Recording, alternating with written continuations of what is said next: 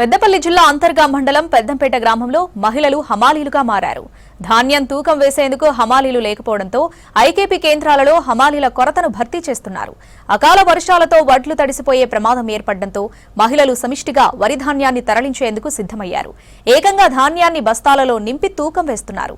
ఎర్రటి ఎండను సైతం లెక్క చేయకుండా మహిళలు హమాలీల కొరతను భర్తీ చేస్తున్నారు. వారిని కాంగ్రెస్ పార్టీ నాయకులు పెండ్యాల మహేష్ శాలువాతో సన్మానించి అభినందించారు. ఈ ఏసంగి పంట బాగా పండడంతో వీటినన్నీ తీసుకొచ్చి కళ్ళంలో వేయడం జరిగింది. హమాలీలు దొరకక మహిళల వచ్చి ఇక్కడ కూలీగా పనిచేయడం జరుగుతుంది. హమాలీగా బస్తాలలో వడ్లు నింపడం జరుగుతుంది, కాంటాకి ఎక్కడం జరుగుతుంది. రైతులకు కూలీలు తగ్గించడం జరుగుతుంది. మాకు అట్లనే జీవనోపాధి కలుగుతుంది. మాకు ఇది మంచి అవకాశంగా భావిస్తుంది.